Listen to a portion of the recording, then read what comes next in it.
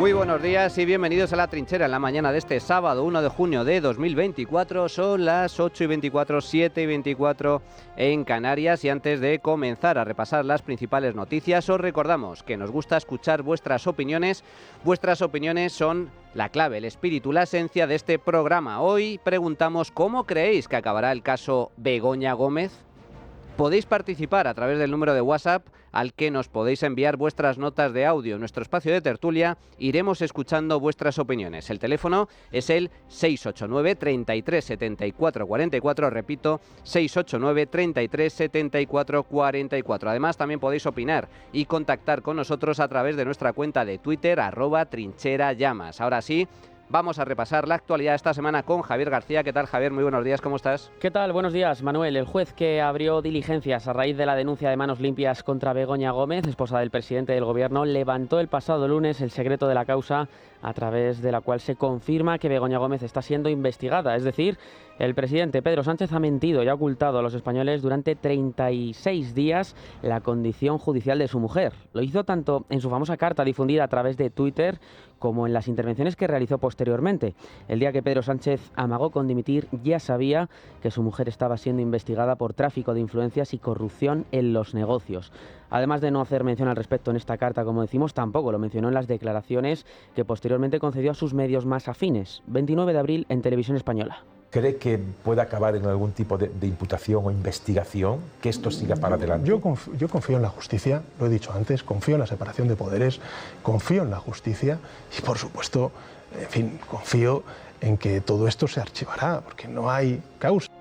Algo parecido sucedió un día después en la cadena SER, a pesar de que hace 8 días ya conocía este caso. Desde el 22 de abril sabía los dos presuntos delitos por los que el juez le había comunicado su condición de investigada. Es que no me parece... No hay nada que explicar, y se lo digo porque es que, la oposición está insistentemente. Lo que tiene que hacer el presidente Pedro Sánchez es dar explicaciones sobre la actividad de su mujer. No hay nada que explicar de la actividad de su mujer. Me tendrán que decir de qué se le acusa. De tráfico de influencias. Pero en base a que a información no contrastada, como ha dicho ayer el juez del caso Koldo de la Audiencia Nacional, que dice que no tiene que ser llamada ni como testigo. Es que fíjese, la perversión del debate en el que estamos. Y el miércoles 22 de mayo, Sánchez acudió al Congreso para dar cuenta de las informaciones sobre su esposa y no quiso dar ningún tipo de explicación a los españoles tras la pregunta del líder de los populares, Alberto Núñez Feijóo. Señor Feijóo, usted ha hecho caso omiso a mi invitación, ha vuelto a hacer lo de siempre, una intervención vacía en contenido y lleno de injurias. El que venía a no insultar. El fango, en definitiva. Mire, yo ya he dado explicaciones claras sobre mi pareja. Lo vuelvo a repetir, ella es una profesional de primera que no ha hecho nada irregular ni irreprochable. Pero a usted eso no le importa. Y conocida toda la información, este miércoles Sánchez y Feijóo se han enfrentado de nuevo en el Congreso de los Diputados en la sesión de control al Gobierno, mientras el líder popular ha asegurado que Sánchez usa al pueblo palestino y Argentina para ocultar la corrupción de la Moncloa. El presidente ha calificado todas las críticas de fango. La crónica parlamentaria es de Jesús Úbeda. A Pedro Sánchez le ha sentado peor que una sopa de mejillones con horchata la noticia, publicada este martes Urbi et Orbi, de que difundió su carta a la ciudadanía cuando ya sabía que un juzgado de Madrid había condecorado con la condición de investigada a su esposa Begoña Gómez. La herida ocasionada por la presidenta Patxi López Dixit duele horrores y, a esta hora, lejos de cerrarse, amenaza con infectarse y, si la oposición no incurre en su torpeza habitual, derivar en una sepsis. Los músculos de la mandíbula de Sánchez ejercían la presión de una prensa hidráulica de 45 toneladas mientras Feijóo le pedía que... Comprenderá que este Congreso le exige que nos explique esta investigación judicial por corrupción, por tráfico de influencias que afecta a la Moncloa.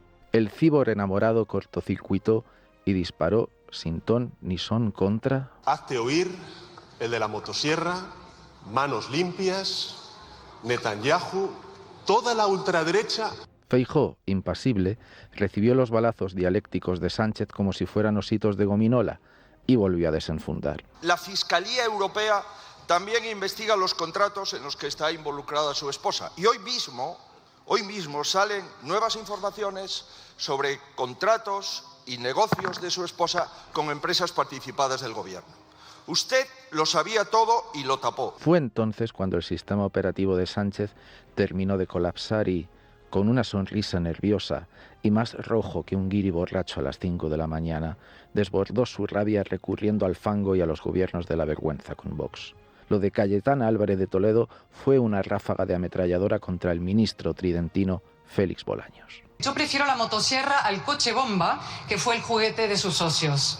Y sí, Milei llamó corrupta a Begoña Gómez, debió llamarla imputada y a su marido mentiroso. La portavoz adjunta del PP también le dio un codazo a Vox, si bien, comparados con los aliados de Sánchez... Al lado de la internacional sanchista, el señor Abascal es un lobo desdentado y la señora Meloni caperucita roja. Al día siguiente se aprobó la amnistía y no hubo hostias de milagro. Las informaciones sobre Begoña Gómez no dejan de aparecer y la Audiencia Provincial de Madrid ha decidido avalar la investigación contra ella. Esta semana hemos conocido que la mujer del presidente del Gobierno se reunió con directivos de Indra, Telefónica y Google para pedirles que desarrollaran gratuitamente una aplicación para el máster que dirige en la Universidad Complutense de Madrid. A las compañías les supuso un coste de al menos 150.000 euros que ni Begoña Gómez ni la Universidad Complutense les abonaron. Las empresas, al observar lo que les estaba costando y que podría haber un conflicto de interés, acabaron retirándose. Adrián Pajares, buenos días. Buenos días. Begoña Gómez registró a su nombre la marca de una plataforma similar a la cedida por Indra a la Universidad Complutense sin conocimiento del centro universitario. Indra, Telefónica y Google colaboraron con la cátedra para el diseño de una plataforma que ayudaría a las pequeñas y medianas empresas a medir cómo están cumpliendo los objetivos de la Agenda 2030, pero no a ella personalmente. También hemos conocido que Begoña Gómez y Víctor de Aldama, comisionista de Air Europa, se reunieron en más de 7 ocasiones desde el año 2019 para cerrar diferentes negocios.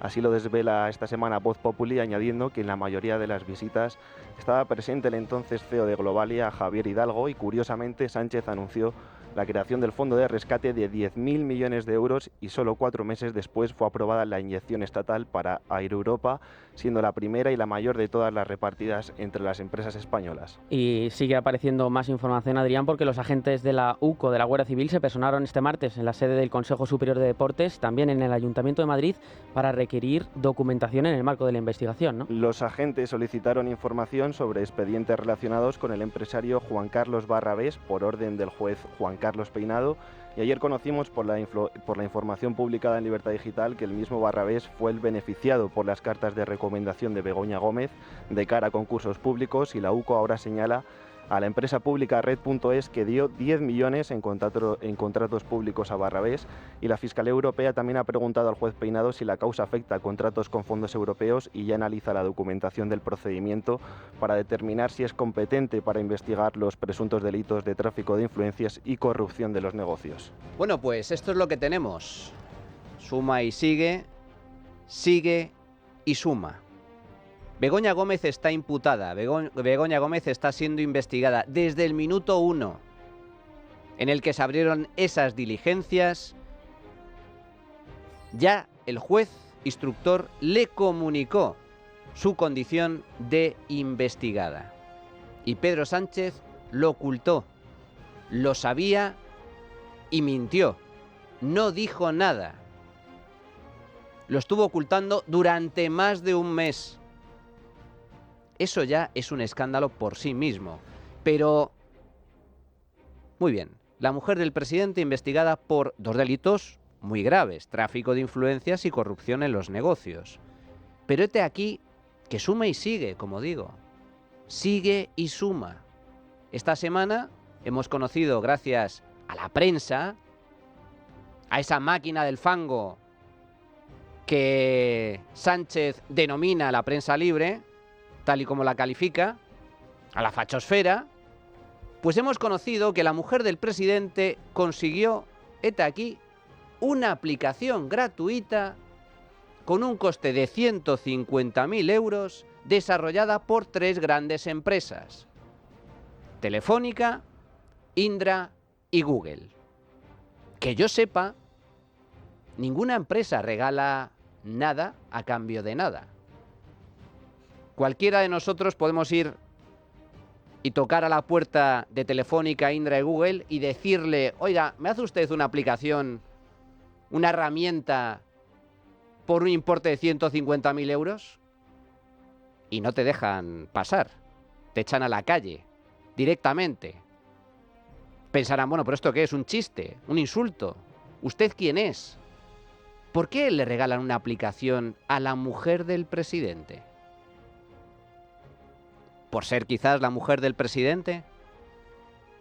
Pero bueno, con independencia de eso, pongamos por caso que, oye, no, es que, a ver, es la mujer del presidente, sí, pero la aplicación en realidad es para una cátedra de una universidad pública, la Universidad Complutense. Las empresas son perfectamente legítimas de regalar lo que quieran a quien quieran, pero se la regalaron a la Universidad Complutense, no a Begoña Gómez. ¿Qué hace entonces la mujer del presidente registrando en la oficina de patentes una aplicación a nombre de una empresa suya que controla al 100%? Pero la aplicación no era de la universidad pública. ¿Qué hace entonces Begoña Gómez registrando esa aplicación? Esto es un escándalo tras otro. Y veremos en qué termina. Y Pedro Sánchez insiste, lo estamos viendo durante estas últimas semanas, en victimizarse, presentándose como un perseguido de los medios de comunicación y los jueces, algo donde el presidente no es pionero. Al expresidente de la Generalidad Valenciana, Francisco Camps, le dedicó El País, cabe recordar, entre los años 2009 y 2012, 169 portadas acusándole de corrupción por una causa que fue archivada. Este miércoles la sección segunda de la Sala de lo Penal de la Audiencia Nacional ha absuelto a Camps del delito de tráfico de influencias en concurso ideal con el delito de prevaricación del que se le acusaba en el juicio del caso Gürtel. En este caso, a diferencia de Pedro Sánchez, Camps no se tomó ningún día de reflexión y dejó la política. Ofrezco este sacrificio personal para que Mariano Rajoy sea el próximo presidente del Gobierno, para que el Partido Popular gobierne España y para que España sea esa gran nación que los españoles queremos. Dejo la presidencia de la Generalitat. La dejo en este mismo instante. Inocente, completamente inocente de las barbaridades que durante estos años se han dicho de mí. Anticorrupción había dejado en un año su petición de pena de cárcel después de practicar la prueba en el juicio. Es la 10ª vez que el expresidente resulta exonerado de una causa penal. Sandra León, buenos días. Muy buenos días. Han pasado 13 años desde que Francisco Camps presentó su dimisión como presidente de la Comunidad Valenciana. Lo hizo así. Inocente. Completamente inocente. Su particular calvario había empezado en 2009, pero esta semana su abogado confirmaba su 10ª y última absolución. 10 de 10, creo que es un éxito, creo que es además un hito histórico. 15 años y 10 absoluciones después, la justicia pone fin a una persecución abonada por la izquierda y muy particularmente por el diario El País. Yo creo que las personas no están preparadas para mantener una conjura y una conspiración las 24 horas del día y mucho menos 169 portadas durante 3 años. Arcadi Espada la recopiló en un libro, Un buen tío, que él mismo resumía así en su vídeo promocional. ¿En qué piensan cuando oyen el nombre de Francisco Camps? Señor Camps, ¿se paga usted sus trajes? En un condenado. A las decenas de titulares sobre cualquier mínima novedad, el amiguito del alma o el te quiero un huevo se sumaban aquellos detalles y fotografías destinados a trazar un perfil que le hiciera parecer culpable cuando no ridículo. Hay una cosa muy interesante, a mi juicio, en lo que hace el diario El País, que es la construcción del personaje. Por un lado, el lujo, imágenes en smoking o en frac, subido a un Ferrari, testimonios que apuntaban que siempre se alojaba en el Ritz, y por otro, la religión y su origen valenciano. El País aprovechaba cualquier romería a la que tenía que acudir para mostrarle con gesto doliente, agarrado a una caña o con imágenes en las que una María Magdalena parecía emerger de su cabeza. También lo retrató con blusón huertano, aprovechando que presidía el Tribunal de Aguas, y eso por no hablar de las imágenes con clara intencionalidad política, de las portadas en las que aparecía flanqueado por escoltas como una suerte de Corleone pasado por Reservoir Dogs, como apuntaba Arcadi Espada, aquellas en las que se le veía sentado solo mientras los suyos, literalmente en las fotografías, le daban la espalda. Los especiales sobre su persona se hicieron habituales y así llegó el punto álgido, cuando se anunció que un tribunal popular le juzgaría por el famoso caso de los trajes. Usted puede juzgar a Camps, titulaba toda página un diario El País, que no dudaba en recopilar las más polémicas absoluciones para advertir de que la madurez de los ciudadanos está en duda. Encontramos al acusado don Francisco Camps Ortiz no culpable del hecho delictivo En enero de 2012, Camps fue exculpado. Sería la primera de todas sus victorias. Después llegarían los archivos y absoluciones en el caso Nos, la supuesta financiación irregular del PP, la construcción del Centro de Congresos de Castellón, la Fórmula 1 o la visita del Papa. Su absolución en el último fleco de la Gürtel que quedaba confirma así el pleno que él mismo auguraba cuando dimitió, 10 de 10. Esta es la doble vara de medir de la izquierda política, de la izquierda social y de la izquierda especialmente mediática. De la nada hacen un mundo, como es el caso de Camps, donde no había nada. Hacen un mundo. 169 portadas de vergüenza dedicadas a Francisco Camps. Y sin embargo, cuando el caso de corrupción afecta a la izquierda, entonces no pasa nada. De un mundo hacen la nada. El caso de los ERE, el mayor caso de corrupción conocido en la historia democrática de España. Más de 600 millones de euros de dinero público desviado. ¿Qué hace la izquierda? Correr un tupido velo. Aquí no ha pasado nada, circulen. Es más, luego llegan al gobierno y ¿qué hacen? Amagan con indultar, con perdonar todos los delitos. No, es que bueno. Sí, es cierto, no se cometieron irregularidades, pero todo está justificado. Más de 600 millones de euros. De un mundo hacen la nada. Bueno, pues esto es lo que está pasando en la actualidad.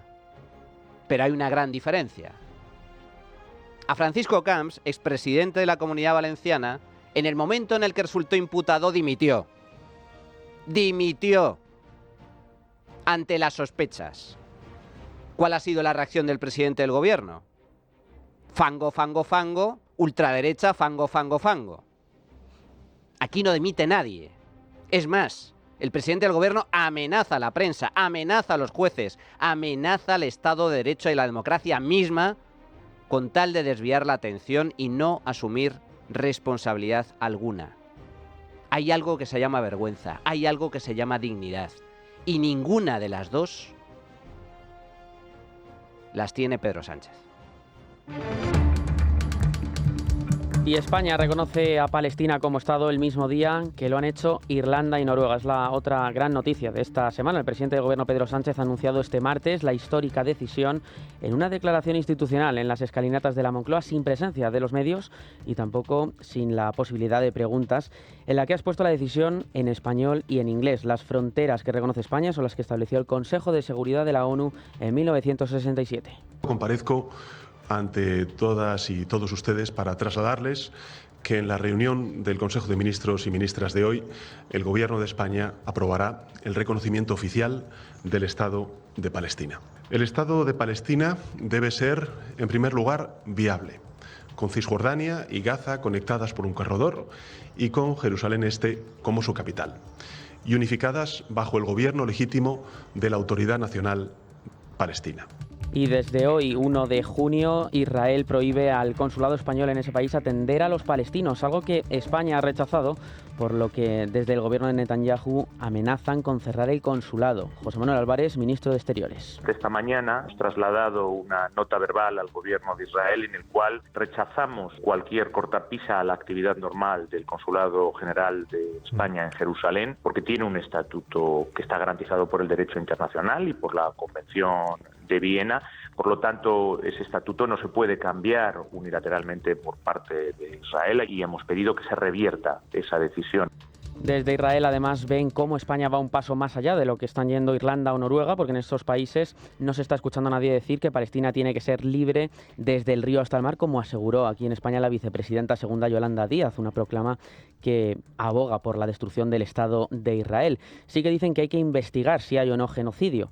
Desde España directamente se lanzan a afirmarlo. Teresa Rivera, vicepresidenta tercera, y Margarita Robles, ministra de Defensa. Creo que es un ejemplo en absoluto gratificante y algo muy parecido a lo que entendemos en términos comunes algunas personas, y desde luego a título personal así lo entiendo yo, como genocidio. De lo que está pasando en Gaza, que es un auténtico genocidio. Desde Palestina califican la decisión de España como una decisión audaz y valiente, mientras que desde Israel acusan al gobierno español de ser cómplice de incitación al asesinato del pueblo judío y de crímenes de guerra. El propio Álvarez ha calificado esas palabras de bulos infames y asegura que a España nadie le intimida.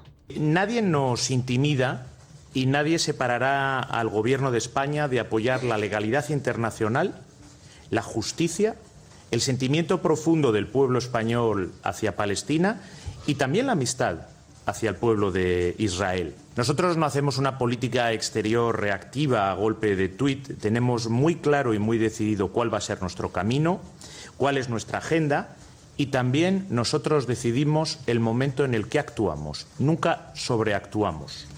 Y más reacciones, Manuel. En este caso, en Francia, el ministro de Exteriores ha acusado a España, Irlanda y Noruega de querer sacar provecho político al reconocer a Palestina como Estado como parte de la campaña electoral de cara a las elecciones europeas. Además, asegura que no cambia nada la situación en Gaza tras el reconocimiento español. Y aquí en nuestro país, desde la oposición, el portavoz del PP, Borja Semper, ha tachado de especialmente inoportuna esta decisión.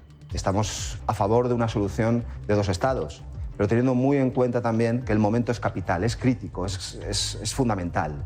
Y en este momento, la mayoría de los países con más peso democrático consideran que no es el momento para actuar de esta manera. Por lo tanto, estamos de acuerdo en el fondo, que firmamos ya hace años y que lo hemos manifestado en muchas ocasiones, pero el momento nos parece especialmente inoportuno.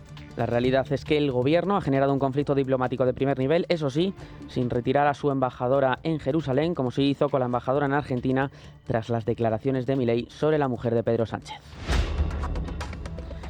Y vamos con más asuntos porque quedan 8 días para las elecciones europeas. Moncloa ha controlado el ritmo de la campaña. Los estrategas del presidente habían conseguido que el asunto de discusión fuese el que Pedro Sánchez consideraba el más interesante, el que más le interesaba a él mismo: colocar al Partido Popular en la ultraderecha y convertir el camino hacia las urnas en una nueva alerta contra la máquina del fango. Parecía que lo tenía todo controlado con Ucrania, Palestina y Argentina, pero las novedades del caso Koldo, que luego comentaremos, o que Begoña Gómez, estas novedades que está siendo investigada, hacen que a Sánchez se le haya desbaratado la campaña. El pasado lunes se han publicado nuevas encuestas, concretamente 2, NC Report para La Razón y Sociométrica para El Español, ambas dando la victoria al Partido Popular con 24 escaños. En el Partido Socialista admiten una gran duda sobre el impacto que pueda tener en sus filas el caso de la mujer del presidente, pero creen que pueden obtener una victoria frente a los de Alberto Núñez Feijóo. Rubén Fernández, buenos días. Buenos días. La semana comenzó tal y como quería el PSOE, con el reconocimiento de Palestina que les ayuda a robar votos a su izquierda, pero todo cambió el martes con las novedades del caso de Begoña Gómez al abrirse el sumario y saber que Sánchez sabía, cuando firmó su carta, que su mujer ya estaba siendo investigada. Queda por ver ahora el impacto electoral en los trackings que, según fuentes de la dirección del partido, siguen siendo buenos. Crecemos, añaden. Además auguran que el PP ha tocado techo y que no puede robar más votos a Vox. Así que, de pronosticar un empate técnico, en Ferraz ya dejan caer que incluso podrían ganar al partido de Feijóo, ya que los de Abascal tienen un suelo firme pese a la entrada del partido de Alvise, que dan por segura. Aseguran los estrategas del partido que el impacto de la ley de amnistía ya está amortizado y que el discurso populista y de polarización contra lo que llaman extrema derecha les funciona. De ahí que esta semana hayan vinculado hasta la saciedad a los de Feijóo con la premier italiana, Giorgia Meloni, a la que han tildado de fascista. Sánchez sigue insistiendo en ello, metiendo ahora al PP dentro de este saco de extrema derecha. Si votar al Partido Popular vale lo mismo que votar a Vox, porque van a acabar entendiéndose, como dicen ellos, ¿de qué sirve votar al Partido Popular? Esta es la cuestión, compañeros y compañeras. La cuestión es que hay, por desgracia, en el mundo muchos Mileis, muchos Trumps, muchos Bolsonaros, muchos Orbán, muchos Abascal. Hay muchos referentes de la internacional ultraderechista, pero también hay un país referente en parar a la internacional ultraderechista, Lo hicimos el pasado 23 de julio en las generales, lo hicimos en las catalanas y lo vamos a volver a hacer el próximo 9 de junio. Ahora queda la última semana de campaña y los estrategas socialistas no ocultan que volverán a buscar un tropezón de Feijóo para asestarle al Partido Popular el golpe definitivo. Gracias, Rubén. Por su parte, el PP retomó el jueves la campaña de las europeas en Pamplona tras la aprobación de la ley de amnistía. El objetivo de los de Feijóo para estas europeas es ganar a Sánchez, aunque a diferencia de hace unas semanas ya no hablan de ningún margen. En Génova rebajan así las expectativas para evitar errores que ya cometieron en el pasado. Y el líder del Partido Popular, Alberto Núñez Feijóo, aseguró ayer en Asturias que el gobierno de Sánchez está paralizado y colapsado por la corrupción y ha recalcado que España merece algo mejor. Por eso ha pedido el voto en las elecciones a todos los que estén en contra de la amnistía. Yo vengo a pedir el voto a Asturias a todos los que estén en contra de la amnistía. A todos. Ya sé que hay muchos militantes socialistas que están en contra de la amnistía. Si son los primeros burlados. Si son a los primeros que les mienten.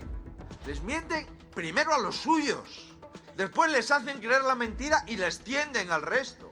Amigos, votemos el 9 de junio. Las urnas están vacías. Tenemos que llenar las urnas de honestidad frente a la mentira y frente a la corrupción. Tenemos que hacerlo. Es nuestra obligación. Es nuestro país. Y Vox se colocaría como tercera fuerza según las encuestas. Los de Abascal intentan distanciarse de los populares y aseguran que el Partido Popular está fuera de juego y carece de estrategia. Además ven complicado forjar una gran alianza patriótica, como aseguró desde Francia Marine Le Pen. Vamos a conocer los detalles. Leticia Barquín, buenos días. Buenos días. La formación de Santiago Abascal quiere ejercer de puente entre Meloni y Le Pen, aunque reconocen la dificultad de forjar una gran alianza tras el 9 de junio. Por eso rebajan y dicen confiar en la cooperación entre bloques para impulsar aquellos puntos que comparten. En relación al acercamiento en los últimos días del actual presidente de la Comisión Europea, Ursula von der Leyen, abriendo la puerta a una posible coalición con la primera ministra italiana Giorgia Meloni, el candidato de Vox a las elecciones europeas, Jorge Buxade, en una rueda de prensa de la agencia EFE, ha dudado sobre este supuesto, aunque dice no habría resentimiento. Von der Leyen está de campaña electoral, quiere ser presidenta de la Comisión y está buscando votos. Dice, hombre, pues Italia tiene una posición muy potente en el Consejo, tiene 80 eurodiputados y pues yo voy a intentar ahí rascar. Y entonces de repente el señor Feijóo pues le dice, pues yo le voy a dar un abrazo a Meloni. Pues si nos vienes a dar un abrazo va a ser complicado porque vamos a estar abrazados nosotros con Meloni. Con lo cual, ¿con quién? Pero luego no te quieres hacer una foto con Santiago Abascal. Y no vas a un debate en las elecciones generales dejando a Abascal solo contra Sánchez y Yolanda Díaz. Durante esta campaña electoral, que ha coincidido con el reconocimiento del Estado de Palestina, el conflicto diplomático con Argentina e Israel y la aprobación de la ley de amnistía, el líder de Vox, Santiago Abascal, se han marcado por ser el responsable de salvar España ante la política internacional que califica como teatrillo del presidente Pedro Sánchez. Vox, en estas elecciones europeas de circunscripción única, tiene la expectativa de mejorar sus resultados, aspirando a tener al menos 6 escaños.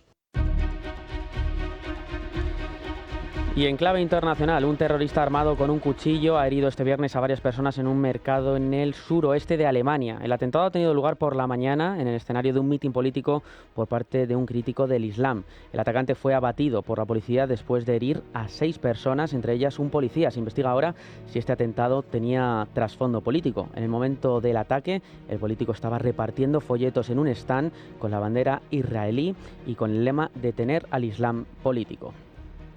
Y además, los 12 miembros del jurado del primer juicio penal contra el expresidente de Estados Unidos, Donald Trump, han declarado culpable al magnate de 34 cargos por falsificación de registros comerciales dentro de una trama en la que habría intentado ocultar el pago de $130.000 a la ex actriz porno Stormy Daniels para comprar su silencio.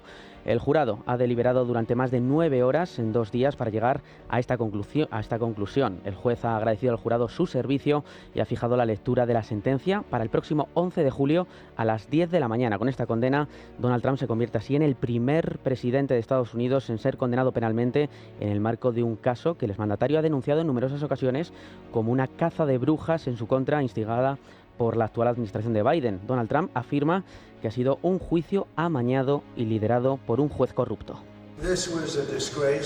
Esto es una desgracia, esto es un juicio arreglado por un juez con conflicto de intereses, es un juicio arreglado es una desgracia, es un juicio amañado y vergonzoso. El verdadero veredicto será el 5 de noviembre por parte de la gente y ellos saben todo lo que ha pasado aquí.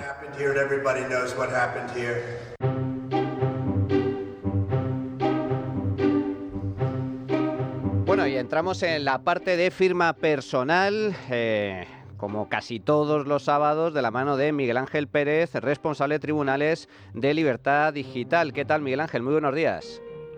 Muy buenos días, Manuel. Bueno, esta semana la gran noticia desde el punto de vista judicial, no hay duda, es el caso Begoña Gómez, con ese levantamiento secreto de sumario por parte del juez instructor. ¿Cuál es tu lectura al respecto, tu visión, las claves del asunto?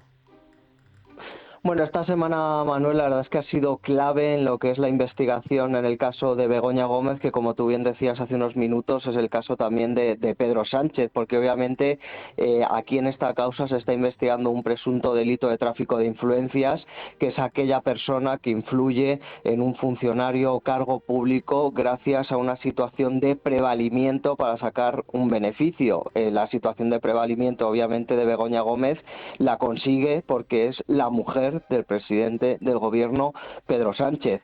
Como bien decías, pues esta semana se levantaba el secreto de sumario. Al comienzo de la semana, pues ahí se constataba muchos puntos importantísimos para la investigación, entre ellos, pues que el juez obviamente tenía investigada, aunque no la ha citado como tal todavía oficialmente para declarar a Begoña Gómez desde el primer día, y también era muy importante destacar, analizar el informe de la UCO, un informe que era preliminar, que desde el diario El País pues se publicó de forma manipulada, dando a entender que la investigación había finalizado y que la UCO había concluido, cuando la UCO no había concluido absolutamente nada. Todo eso pues se demostraba al leer el sumario, al leer el informe de la UCO, y luego pues el miércoles obviamente pues la otra pata importantísima de esta causa, porque es verdad que toda esta investigación, al final, quien tenía la última palabra y quien tenía la llave para decir si Juan Carlos Peinado podía seguir investigando o bien había que archivar la investigación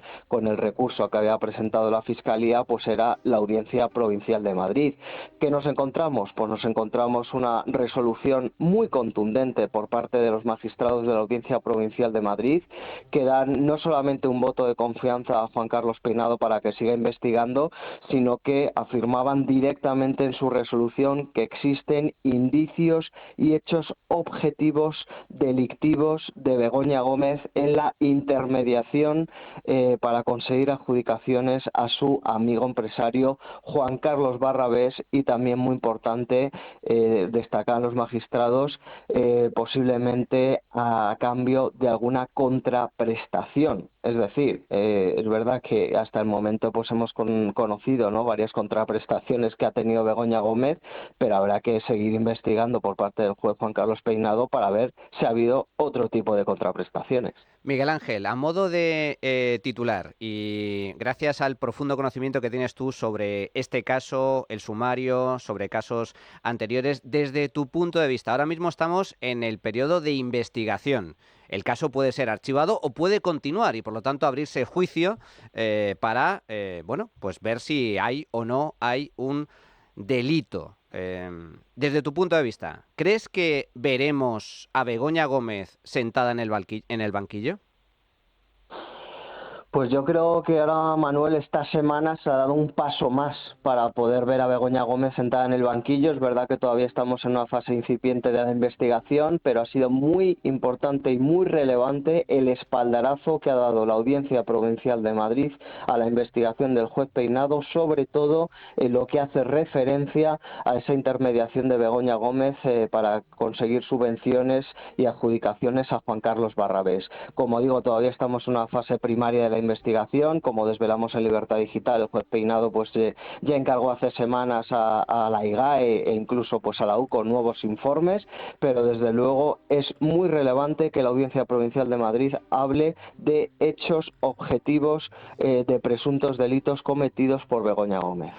Miguel Ángel Pérez, responsable de Tribunales de Libertad Digital, muchísimas gracias, fuerte abrazo. Un placer, un fuerte abrazo, Manuel. Bueno, pues llegados a este punto, una pequeña pausa y regresamos con la tertulia política. La trinchera de Llamas, con Manuel Llamas.